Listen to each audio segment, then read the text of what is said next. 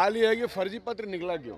इसलिए कि माननीय मुख्यमंत्री ने सदन में कहा कि 10 बजे से स्कूल चलेगा।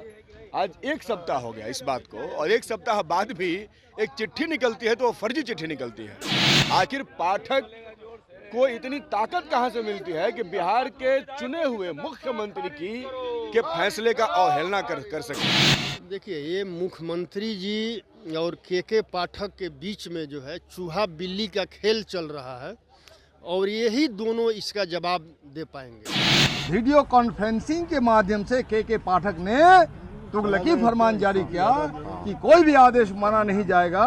वो तमाम आदेश की जो चिट्ठियां पहले गई है वो चिट्ठियां फर्जी है। नमस्कार, मेरा नाम प्रेम है और आप लाइव स्ट्रीम देख रहे हैं। देखिए, आईएएस के पाठक शिक्षा विभाग के अपर मुख्य सचिव हैं। खूब बवाल हो रहा है। देखिए, के पाठक जिस तरीके से निर्णय लेते हैं, मुख्यमंत्री नीतीश कुमार सदन में खुद बोले थे कि 15 मिनट पहले आना है और शिक्षक 15 मिनट बाद चले जाएंगे, पर लेटर जारी अभी भी नहीं हुआ। देखिए, कल देर शाम एक लेटर वायरल भी होने लगा, उसके बाद उसको फर्जी करार दे दिया गया। अब इसको लेकर सियासत तेज है। देखिए, सदन में तमाम नेता हैं जो प्रदर्शन कर रहे हैं, के पाठक को हटाने की बात कर रहे हैं। क्या कुछ कर रहे हैं? माले के विधायक है महबूब आलम, आरजेडी से विधायक है फतेह बहादुर और माले की विधायक अजीत कुशवाहा। क्या कुछ करें तमाम मुद्दे को लेकर, ठीक देखिए आप इस वीडियो में। सवाल ये है कि फर्जी पत्र निकला क्यों? इसलिए कि माननीय मुख्यमंत्री ने सदन में कहा कि 10 बजे से स्कूल चलेगा। आज एक सप्ताह हो गया इस बात को, और एक सप्ताह बाद भी एक चिट्ठी निकलती है तो वो फर्जी चिट्ठी निकलती है। आखिर पाठक को इतनी ताकत कहां से मिलती है कि बिहार के चुने हुए मुख्यमंत्री के फैसले का अवहेलना कर सके? उसको इतनी छूट क्यों दी गई है? महत्वपूर्ण सवाल ये है। इसलिए हम लोग तो शुरू से कहते आ रहे हैं कि सरकार का इकबाल खत्म हो चुका है। जिस सरकार का बात उसका अधिकारी ही नहीं माने, उस सरकार का क्या मतलब है? ऐसी सरकार को इस्तीफा देकर के निकल लेना चाहिए। भ्रष्टाचार निरोधक कानून अभी सरकार के द्वारा पेश किया जा रहा है, और इस कानून में आईएएस को असीमित पावर दी जा रही है। क्या आपको लगता है इससे संवैधानिक? ये तो नीतीश जी का राज ही आईएएस आईपीएस का राज है। पाठक के बारे में अभी आपने सुना ही, तो ये तो राज ही आईएएस आईपीएस का है। सारा पावर उनको दे दो। विधायक जो कि जनता के माध्यम से चुन करके आते हैं, उनके अधिकारों को सीमित कर दो। यही तो सब कुछ चल रहा है। ये क्या भ्रष्टाचार निरोधक कानून बनाएंगे? सबसे बड़ा भ्रष्टाचारी अगर कोई है बिहार में तो इनके सबसे चहेते आईएएस अफसर हैं। उनके भाई संपत्तियों का जांच करवाइए। ये जितने दिनों से एक ही विभाग में अफसर जो बैठे हुए हैं, उन्होंने कितने पैसों का लूट किया है, जांच तो उनकी होनी चाहिए। अब जो है मांस का रखवार कुकुर को बना रहे हैं, तो इससे थोड़े जनता को न्याय मिलेगा। क्या इसे आईएएस पे लगाम होंगे? और एकदम होगा। हमने कहा ना कि मांस का रखवार कुकुर होगा, तो इससे क्या होगा? आपको लगता है सबसे बड़ा लुटेरा वो है? सबसे ज्यादा अकूत संपत्ति अगर किसी के पास है तो आईएएस लोगों के पास है। नहीं, अजय जी, जिस तरीके से लेटर चलने लगा, कहना पड़ा कि के पाठक झुक गए, मान गए, पर फिर से लेटर जारी होता है, कहते हैं कि ऐसा कुछ ही नहीं है। हाँ, तो मतलब स्पष्ट है कि मुख्यमंत्री की, हाँ, तो झुकेंगे नहीं तो मुख्यमंत्री का इकबाल खत्म हो रहा है। अब मुख्यमंत्री से कौन सा अनैतिक संबंध पाठक का है ये बिहार को नहीं पता, हमें भी नहीं पता कि ऐसा कौन सा संबंध है। भाई, शायद देश में किसी राज्य में पहली बार हो रहा होगा कि किसी राज्य के मुख्यमंत्री के बाद वहां का एक अपर सचिव नहीं मानता है। ये पहली बार हो रहा होगा। इतना हिमाकत कैसे है उस आदमी का? ये तो नीतीश जी इसका मन बढ़ाकर बिहार के जनता का अपमान कर रहे हैं। एकदम ये मुद्दा उठेगा। इस मुद्दे पर सबसे ज्यादा हम लोग लड़े हैं और इस मुद्दे पर मजबूती के साथ हम लोग लड़ेंगे। प्रदर्शन कर रहे हैं, राज्य कमेटी दर्जे की मांग कर रहे हैं, पर उस पर भी कुछ नहीं हुआ। पूरा सदन के पाठक के नाम रहा। अब सदन इनके नाम नहीं रहा। मुख्यमंत्री जी का जो हाथ उनके ऊपर है, उनके सर के ऊपर, उसके वजह से वो चर्चा में, नहीं तो उनके चर्चा में होने कोई मतलब नहीं है। उनका शुरू से काम करने का तरीका सही नहीं रहा। जहां भी उन्होंने ड्यूटी किया वहां वो विवाद में रहे। वो विवादास्पद अधिकारी हैं। वो डिप्रेशन और फ्रस्ट्रेशन जहां भी रहते हैं उस विभाग के कर्मचारियों पर निकालते हैं। अभी वो शिक्षा विभाग में अपना पूरा फ्रस्ट्रेशन शिक्षकों पर निकाल रहे हैं। देखिए, ये मुख्यमंत्री जी और के पाठक के बीच में जो है चूहा बिल्ली का खेल चल रहा है, और यही दोनों इसका जवाब दे पाएंगे।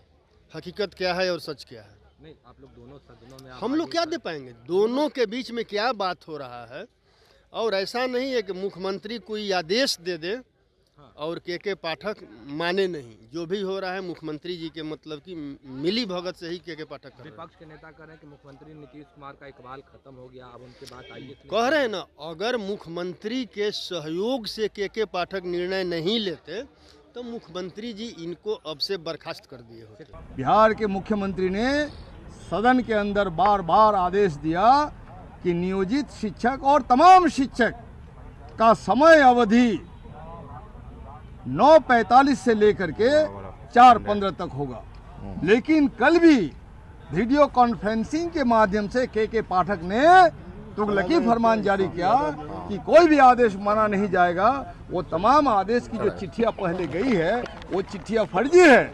और इस सवाल को हम लोगों ने जोरदार ढंग से उठाया। माननीय मुख्यमंत्री का आदेश सदन के अंदर हुआ है और ये आदेश का अपमान मुख्यमंत्री का तो है ही और सदन का भी अपमान है। और सदन का कस्टोडियन होते हैं माननीय अध्यक्ष महोदय, और अध्यक्ष महोदय को निष्पक्ष होना चाहिए। और सदन की गरिमा कहीं तार तार हो रही है, कहीं उल्लंघन हो रहा है, तो उसको स्थापित करने का, गरिमा को प्रतिष्ठित करने की कोशिश होनी चाहिए, आदेश देना चाहिए। लेकिन उन्होंने लगातार हमारी मांग को दरकिनार किया। इसके बावजूद भी उनके आग्रह पर हम लोग आसन में बैठ गए, लेकिन फिर भी इसके बावजूद भी हम लोग को मुख्यमंत्री के आदेश का उल्लंघन पर कोई सवाल बुलवाया नहीं गया, हम लोग से पूछा नहीं गया। इसके बावजूद जब तारांकित प्रश्न शुरू हुए तो तारांकित प्रश्न में सत्ता पक्ष का ही एक सवाल है, जो भूमि संबंधी समस्या है, जो भू राजस्व का समस्या है, उस समस्या का जवाब एक सिर्फ तारांकित प्रश्न का सवाल नहीं है। 21 लाख एकड़ जमीन